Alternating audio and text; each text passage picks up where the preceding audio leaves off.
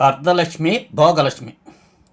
పూర్వం కౌతుకపురమైన నగరాన్ని బహుసువర్ణుడనే రాజు పరిపాలిస్తున్నాడు.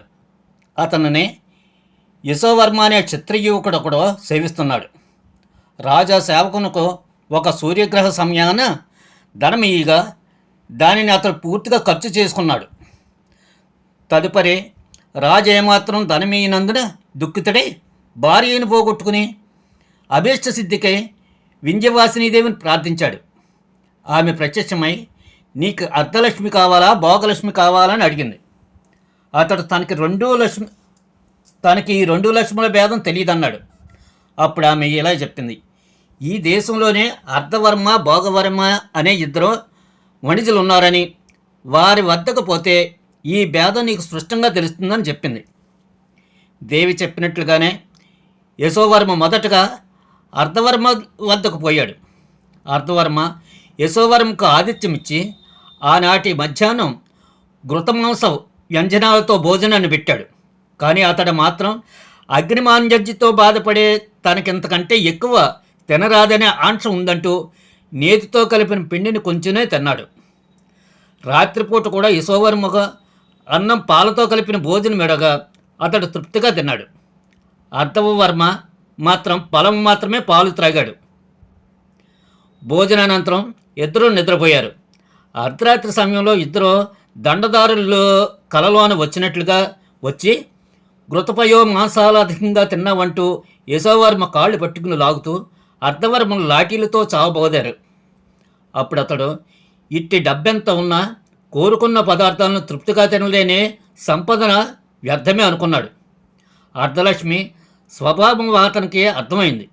మరునాడు యశోవర్మ అర్ధవర్మతో పాటు భోగవర్మ ఇంటికి బయలుదేరి వెళ్ళాడు. భోగవర్మ ఇంట ధన సంపద జాడలేవీ కనిపించలేదు.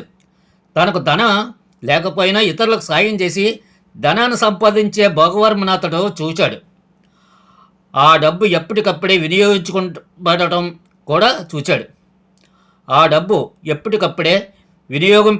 కూడా చూశాడు. తన ఇంటికి వచ్చిన యశోవర్మ అర్ధవర్మలకు ఆతిథ్యమిచ్చాడు.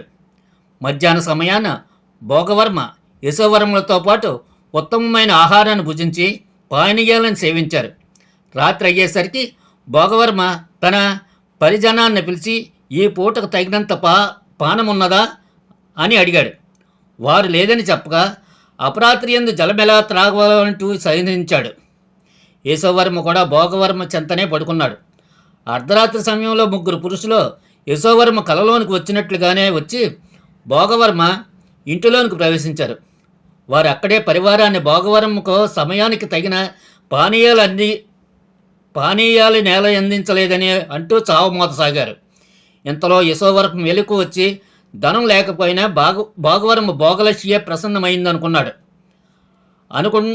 అనుకోకుండా వచ్చే భోగవర్మ భోగలక్ష్మియే ప్రశంసనీయమైనదని సమృద్ధమైనదని ఆ భోగహీనమైన అర్ధలక్ష్మికి నిరర్ధకము అని అనుకున్నాడు.